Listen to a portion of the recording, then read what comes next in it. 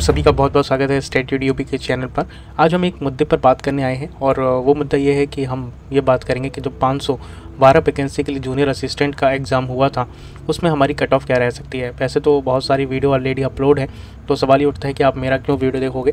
तो इसमें मैं डेटा के साथ एनालाइज़ करूँगा, थोड़ा सा जानूंगा कि जो सोशल मीडिया पर भ्रामक जानकारी भी दी जा रही है, जैसे कोई बता रहा है कि 60+ है तभी आपका होगा, तो कोई 50 भी बोल रहा है आके।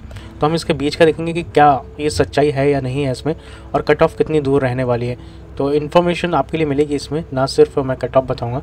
तो अगर हम पहली बार देखें कि कितना हम भ्रामक चीज़ों से दूर रहें तो वो अच्छा रहेगा आपके लिए। और दूसरी बात, अभी और भी आपकी वैकेंसी आएंगी आगे तो जूनियर असिस्टेंट की, तो उसके लिए हमने अभी से ही फ्री बैच है, मैं कोई प्रमोशन नहीं कर रहा हूँ। चैनल एक पर हो गया, वीडियो हो गया, किसी भी वैकेंसी के लिए आप यूपीजी की क्लास आप देख सकते हो।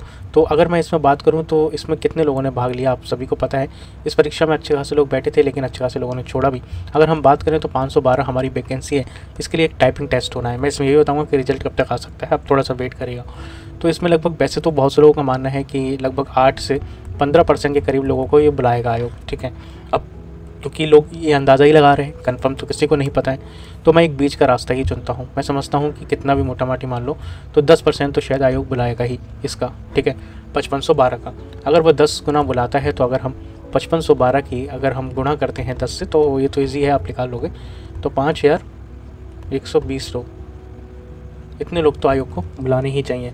अब क्योंकि परीक्षा देने वाले लोगों की हम बात करें तो लोगों के नंबर अच्छे हैं, ऐसा तो है नहीं, पेपर कठिन जरूर था लेकिन लोगों के नंबर अच्छे हैं, तो कितनी आ सकती है। यहाँ पर एक चीज़ और आप देखना, अगर चाहे आप ओबीसी से हो, ठीक है, चाहे आप जनरल से हो, चाहे आप ईडब्ल्यूएस से हो, तो मुझे लगता है डीबी की जो कट ऑफ है वो सेम ही लगेगी आप लोगों की।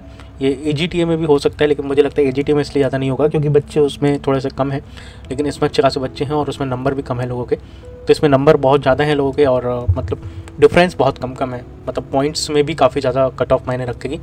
तो अगर मैं इसमें बात करूँ तो मुझे लगता है कि अगर देखो, ये एक अंदाज़ा है जो मैंने लोगों से बात करी है, वीडियोस देख रहा हूँ लोगों के, मैंने देखा कि कैसे नंबर आ रहे हैं, तो उसके अकॉर्डिंग ही मैं बता रहा हूँ, बाकी अंतिम फैसला तो आयोग का ही होगा। तो इसमें जो आपकी कट ऑफ है वो मुझे लगता है 42 से 45 अगर है आपके नंबर, तो ये टाइपिंग वाली मैं बता रहा हूँ, टाइपिंग वाली कट ऑफ आपकी इतनी जा सकती है, ठीक है। अब सवाल ये उठता है कि अगर आप किसी और कैटेगरी में हैं तो आप माइनस कर लो यहाँ पे 2 नंबर, इससे ज़्यादा तो फ़र्क नहीं पड़ेगा। मुझे लगता है 2 नंबर भी बहुत बता रहा हूँ, मुश्किल से 1.5 या 1 नंबर के करीब ही रहेगी, क्योंकि वास्तव में लोगों के नंबर जो भले ही ज़्यादा ना हो, लेकिन जो ये 40 से आपका 55 वाला ब्रैकेट है ना, इसमें लोगों के दबा के नंबर है, काफ़ी अच्छे नंबर हैं, मतलब बहुत जो, मतलब अगर आप समझो कि 50 से 60% लोग इसी के बीच में ही हैं, वरना बाकी तो औरों के कम में है, और बहुत मुश्किल से 10% लोग ही होंगे जिनके 60 से ऊपर हैं। तो अगर हम यहाँ पे सवाल करें तो 42 से 45। और अगर मैं फ़ाइनल की बात करूँ, क्योंकि लोग इस वैकेंसी का अच्छे से इंतजार कर रहे हैं और आयोग ने भी अच्छा खासा टाइम दे दिया है टाइपिंग के लिए, तो टाइपिंग में तो कम चांस है कि लोग ज़्यादा फेल होंगे, अच्छे खासे लोग कर ही लेंगे, टाइपिंग दबा के टाइपिंग कर ही रहे होंगे। तो मेरा मानना है कि फ़ाइनल, क्योंकि इसमें जो कुछ बोनस मार्क्स भी मिले हैं, आपने देखा जूनियर असिस्टेंट में, वैसे तो 2 महीने बाद आई और EGT इतनी जल्दी आ गई पता नहीं कैसे, लेकिन इसको टाइम लगा आने में।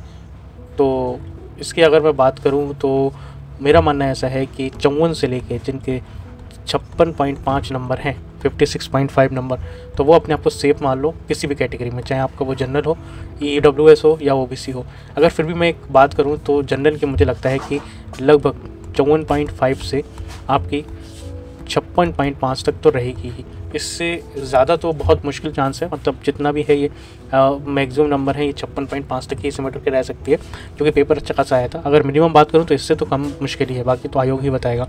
अगर इसमें मैंने OBC और जनरल और EWS की बताई है। अगर मैं यहाँ पे SC ST की बात करूँ तो SC की इसमें से ज़्यादा अंतर नहीं आएगा, मुश्किल से 2 नंबर आप कम कर सकते हो। तो अगर आपके 51 से अगर आपके 54 मार्क्स हैं तो आप SC में सेफ मान सकते हो। और अगर मैं ST की बात करूं तो इसमें आपके 47 से लेकर 51 तक नंबर हैं, तो भी आप इसमें सेफ मान सकते हो। अगर PW यानी कि दिव्यांग और PH कैटेगरी के हमारे भाई बहन हैं तो उनकी लगभग अगर 42 के करीब नंबर हैं तो वो अपने आप को सेफ मान सकते हो, ठीक है।